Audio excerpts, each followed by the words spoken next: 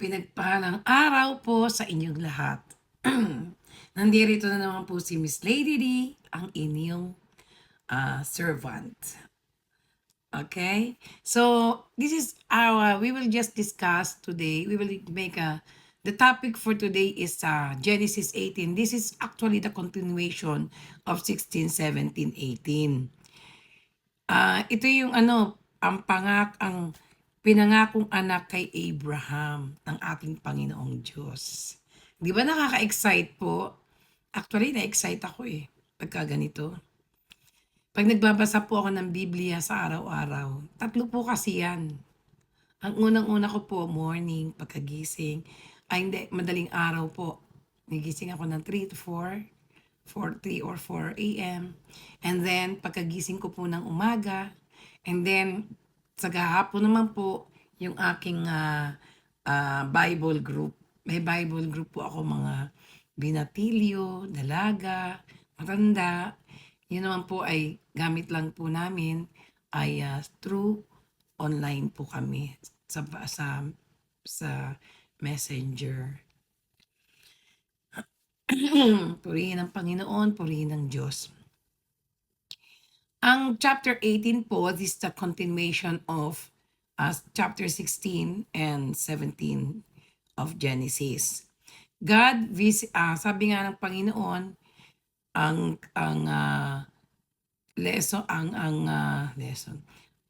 Genesis 18 is a powerful chapter that reveals God's compassion, His faithfulness to His promises, and the importance of having a heart that welcomes God's presence. Kapag ang ating puso ay welcome ang ating Panginoon, meaning tinatanggap natin ang Panginoon sa ating puso, ang Diyos ay bibisita sa ating puso. Siya ay masayang pupunta sa ating puso. Sabi nga, dito kasi sa chapter 18, ang pinangakong anak kay Abraham. So, yun ang topic dito. Then, ang powerful dito, a powerful chapter that reveals God's compassion, yung pagiging tapat niya sa kanyang pangako na kahit gaano to katagal, hindi niya to binibitiwan. And the importance of having a heart that welcomes God's presence. Okay, inulit ko lang po What are the lessons that we get from this chapter 18? God visits those who walk closely with Him. The Lord appeared to Abram while he was resting at his tent. Dinalaw ng Panginoon si Abraham nang nagpapahinga siya sa loob ng kanyang tent. This reminds us that God draws near to those who remain faithful, obedient, and humble. Meaning to say, kapag ikaw ay may pusong mapagkumbaba, masunurin, at tapat ka sa Kanya, for sure, bibisitahin ka ng Panginoon. Abraham was quick to welcome the 3 visitors, showing hospitality, respect, and eagerness to serve. Yan. Then, the second lesson we get from this is, nothing is too hard for the Lord. Meaning, anumang bagay ay kayang gawin ng Panginoon. Kaya nga, Sarah laughed when she heard the promise that she would bear a child in her old age. Nagtawa si Sarah. Hindi siya makapaniwala na magkakaroon siya ng anak at the age of 99. But God asked, is anything too hard for the Lord? Meron bang mahirap sa Panginoon? This teaches us that God's timing and power go beyond what our human minds can understand. See? Ibig sabihin, walang imposible sa Panginoon. When even situation looks impossible, God's promises will still come to pass. Diyos nga natin siya may gawa ng langit at lupa, paulit-ulit natin sasabihin yan para hindi natin nakakalimutan ng Panginoon na sa oras ng ating pangailangan Hindi lang pangailangan sa oras-oras, kailangan maalala natin ang Panginoon.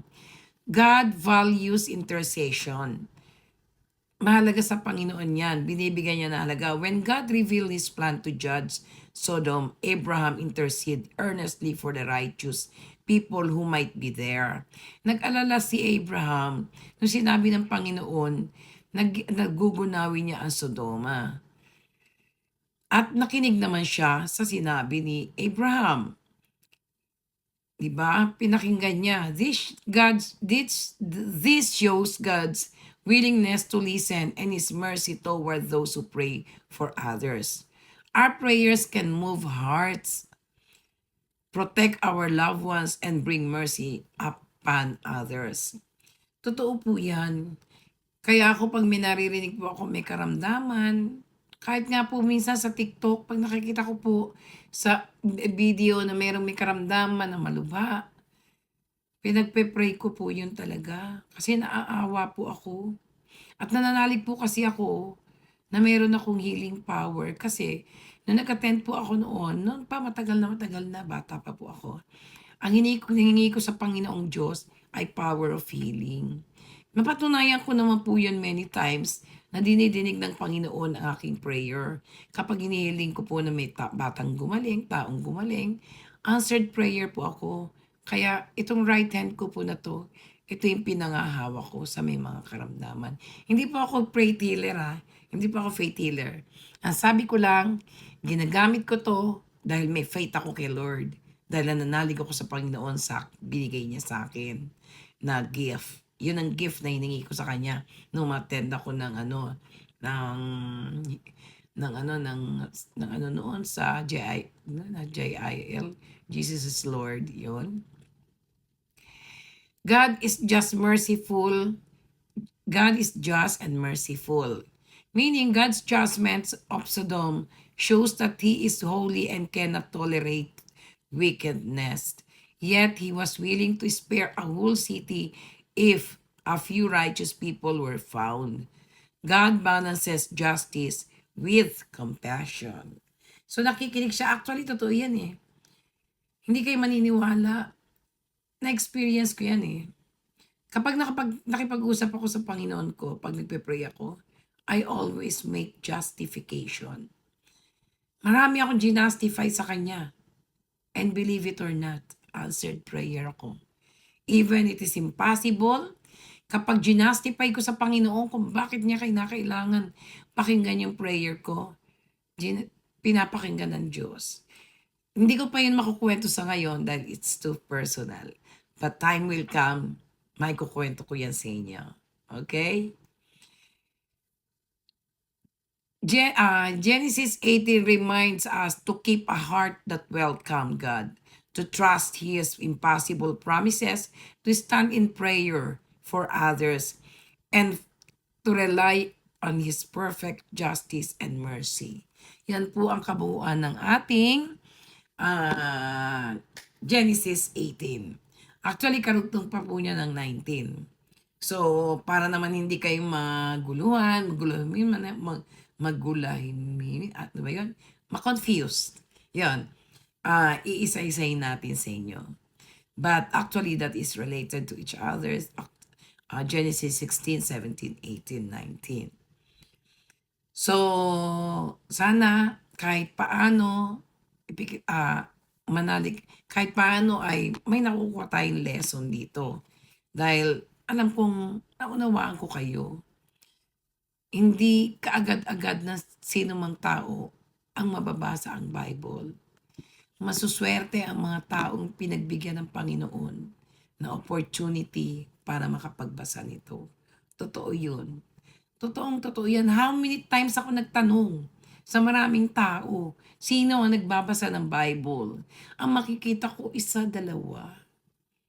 Nakakalungkot, di po ba? Nalulungkot po ako. Dahil this is the time na kailangan po tayo magbasa ng Bible. Okay? Thank you very much, Lord, for this wonderful day na napag-usapan namin ang pagbabasa ng iyong banal na salita. Purihin ka, Panginoon. Thank you, Lord. Thank you, Jesus. Amen. To God be the glory.